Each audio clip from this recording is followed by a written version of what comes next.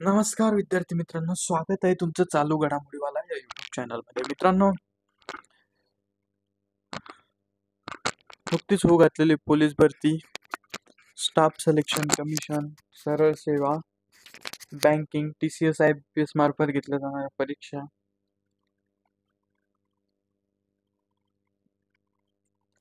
तसेच इतर सर्व स्पर्धा परीक्षा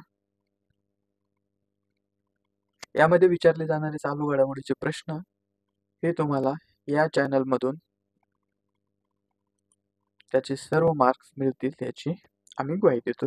मित्रांनो, चालू घडामोडीवाला टेलिग्राम चॅनल जॉईन करा, ज्यामध्ये तुम्हाला क्विज स्वरूपात हे प्रश्न मिळतील आणि तुम्हाला PDF सुद्धा मिळेल. त्याची लिंक डिस्क्रिप्शनमध्ये दिलेली आहे. आपण दररोज सकाळी 6 वाजता इथून पुढे भेटणार आहोत. जर चॅनल सबस्क्राईब केलं नसेल तर चॅनल सबस्क्राईब करा. सुरू करूया आजच्या व्हिडिओला. आज दिनांक 29 ऑगस्ट.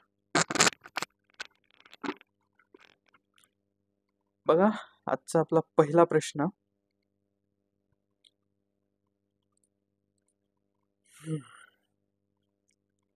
राष्ट्रीय अंतराळ दिन कधी साजरा केला जातो? तर या प्रश्नाचं उत्तर आहे पर्याय क्रमांक 2, 23 ऑगस्ट. पुढचा प्रश्न क्रमांक 2. उत्तर प्रदेशातील जलालाबादचे नाव काय करण्यात आले आहे? तर या प्रश्नाचं उत्तर आहे पर्याय क्रमांक 1, परशुरामपुरी. तिसरा प्रश्न. ChatGPT बनवणाऱ्या OpenAI चे पहिले ऑफिस भारतात कुठे सुरू होणार आहे? आणि याचं उत्तर आहे पर्याय क्रमांक 3, नवी दिल्ली.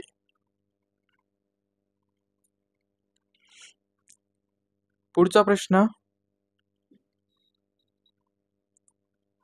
क्रमांक 4. 2025 मध्ये माउंट एव्हरेस्ट सर करणारा जगातील सर्वात कमी वयाचा व्यक्ती कोण ठरला?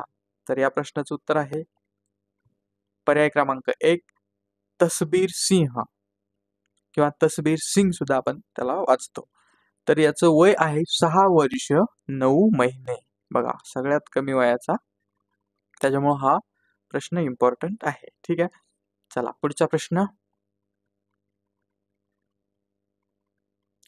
प्रश्न क्रमांक 5. UNCTAD च्या मते 2024 मध्ये सर्वाधिक परकीय थेट गुंतवणूक म्हणजेच FDI कोणत्या देशाला मिळाले? तर या प्रश्नाचं उत्तर आहे संयुक्त राज्य अमेरिका किंवा युनायटेड स्टेट ऑफ अमेरिका किंवा अमेरिका असं सुद्धा ऑप्शन मध्ये येऊ शकतं. त्याच्यामुळं हे लक्षात ठेवायचं. ठीक आहे, चला पुढचा प्रश्न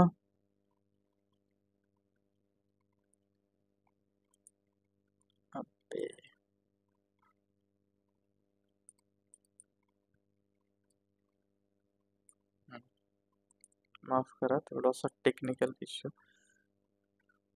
तर प्रश्न क्रमांक 6. कार्बन सीमा समायोजन तंत्र चे नेतृत्व कोण करत आहे? तर या प्रश्नाचं उत्तर आहे पर्याय क्रमांक 2, युरोपियन युनियन. ठीक आहे, कार्बन सीमा समायोजन तंत्र. प्रश्न क्रमांक 7. भारताला परकीय चलन साठा किती अब्ज डॉलर्स पर्यंत पोहोचला आहे? भारताचा परकीय चलन साठा किती अब्ज डॉलर्स पर्यंत पोहोचला आहे? आणि या प्रश्नाचं उत्तर आहे पर्याय क्रमांक 2, 695 अब्ज डॉलर. ठीक आहे, हा आकडा ध्यानात ठेवा. हा प्रश्न 100% येऊ शकतो, कारण हे डॉलरचा विषय आहे. ठीक आहे, पुढचा प्रश्न घेऊया. प्रश्न क्रमांक 8. भारताचे 22वे IIM कुठे स्थापले जाणार आहे? तर या प्रश्नाचं उत्तर आहे पर्याय क्रमांक 1, आसाम. पुढचा प्रश्न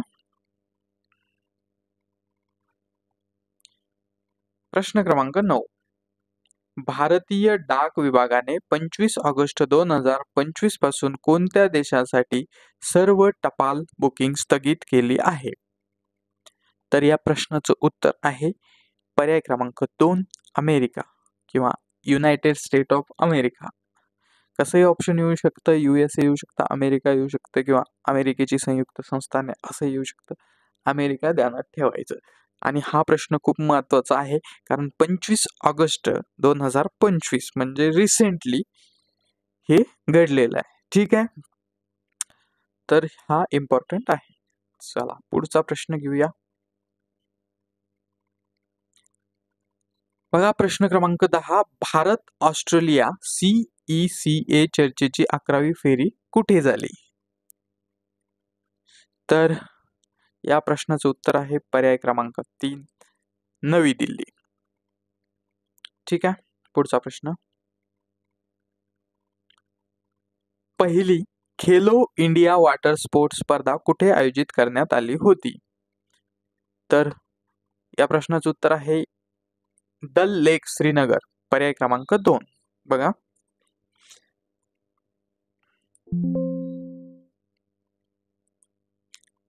हा, हे एक आपण कालच्या व्हिडिओमध्ये एक प्रश्न सोडला होता, प्रश्न क्रमांक 14वा. ठीक आहे, तर 14वा. अरे यार माइक डिस्चार्ज होतोय. हा चलो नेक्स्ट. तर 14वा प्रश्न. इस्रोने पहिली एकात्मिक एअर ड्रॉप चाचणी कोठे केली? तर या प्रश्नाचं उत्तर आहे श्रीहरिकोटा. ठीक आहे, हा प्रश्न आपण काल बघितला होता. आणि आता आपण बघतोय पहिली खेलो इंडिया वॉटर स्पोर्ट्स स्पर्धा. तर कुठे झाली ही स्पर्धा? याचं ठिकाण आहे दल लेक श्रीनगर जम्मू. कालावधी 10 ते 13 फेब्रुवारी 2025. कोणकोणते खेळ खेळले गेले? 2 खेळ, कायाकिंग आणि कनोईंग. सहभागी खेळाडू किती होते? तर देशभरातून एकूण 190 खेळाडू यामध्ये सहभागी झाले होते. ठीक आहे, ओके. बघा पदक तालिका किंवा पदक कोणी कोणी मिळाले, तर पहिलं स्थान कुणाला मिळालं? मध्य प्रदेशला. किती पदक त्यांनी मिळवले? 18. 18 पैकी 10 सुवर्ण, 7 रौप्य, 1 कांस्य. ठीक आहे, दुसरं स्थान कोणाला मिळालं? इंडियन आर्मीला म्हणजे भारतीय लष्कराला. त्यांनी पण एकूण 11 पदक मिळवले. 8 सुवर्ण, 2 रौप्य आणि 1 कांस्य पदक. आणि 3 नंबरला आलं जम्मू काश्मीर, ज्यांचं जिथं आयोजन झालं ते 3 नंबरला. तर यांनी सुद्धा 10 पदक जिंकले. याच्यापैकी 2 सुवर्ण, 4 रौप्य आणि 4 कांस्य. ठीक आहे, बघा. तर याच्यामध्ये पुरुष गटात भारतीय लष्कर पहिला आलं, अव्वल. ठीक आहे, महिला गटात मध्य प्रदेश अव्वल आला. स्पर्धेचा उद्देश काय होता? तर खेळाडूंना प्रोत्साहन देणे आणि जम्मू काश्मीर मधील पर्यटन व क्रीडा क्षेत्राला चालना देणे. ठीक आहे, तर ही होती पहिली खेलो इंडिया वॉटर स्पोर्ट्स स्पर्धा. ठीक आहे, चला आता बघूया पुढचे प्रश्न. हा, तर आपला चालतोय प्रश्न क्रमांक 12. महाराष्ट्रात AI केंद्रे उभारण्यासाठी राज्य सरकारने कोणत्या कंपनी सोबत करार केला आहे? तर महाराष्ट्राने IBM या कंपनी सोबत करार केलेला आहे. ठीक आहे, पुढचा प्रश्न बघूया. बघा प्रश्न क्रमांक 13. खालीलपैकी कोणत्या 3 शहरांमध्ये AI केंद्रे उभारण्यात येणार आहे? तर या प्रश्नाचं उत्तर आहे पर्याय क्रमांक 3 मुंबई, पुणे आणि नागपूर. ठीक आहे, बघा ह्याच्याबद्दल आपण सविस्तर थोडक्यात बघूया. तर खालीलपैकी हे बघा महाराष्ट्रात 3 AI केंद्र उभारण्यात येणार आहे. कुठे कुठे? तर मुंबई, पुणे आणि नागपूर. कुणाकुणामध्ये करार झाला? महाराष्ट्र सरकार आणि IBM या कंपनीमध्ये. तर ठिकाणानुसार याचे उद्देश वेगवेगळे आहे. तर मुंबईचा उद्देश काय आहे? भौगोलिक विश्लेषण. पुण्याचा उद्देश काय आहे? पुण्याला जे होणार आहे त्याचा उद्देश काय आहे? ज्ञानवैद्यकीय विज्ञानासाठी पायाभूत सुविधा. ठीक आहे. आणि नागपूरचा जे होणार आहे AI केंद्र तिसऱ्या, तिथं प्रगत AI संशोधन होणार आहे. ठीक आहे. तर 3 ठिकाणी हे होणार आहे. महाराष्ट्र सरकार आणि IBMचा करार झालेला आहे. तिन्ही ठिकाणचे उद्देश वेगवेगळे आहेत. त्याच्यामुळे हा चार्ट महत्त्वाचा आहे.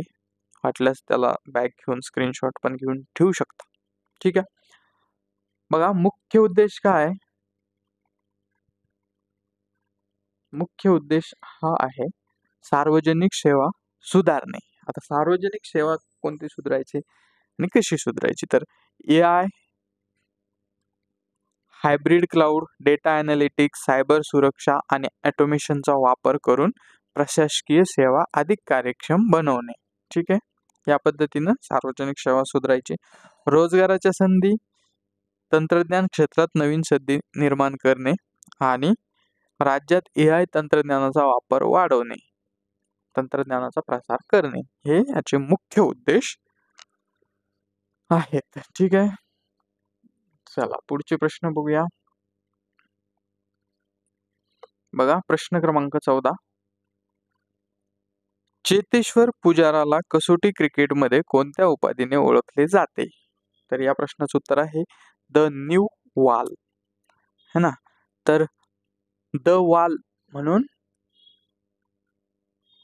कोणाला ओळखण्यात येतं? या प्रश्नाचं उत्तर तुम्ही कमेंटमध्ये द्यायचं आहे. ठीक आहे. तर पुढचा प्रश्न आहे आणि आजचा शेवटचा प्रश्न आहे. प्रथम श्रेणी क्रिकेटमध्ये सर्वाधिक 18 द्विशतके करणारा भारतीय फलंदाज कोण आहे?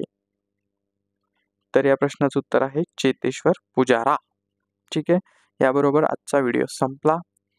पुन्हा भेटूया उद्याच्या व्हिडिओत. व्हिडिओ शेवटपर्यंत बघितल्याबद्दल धन्यवाद.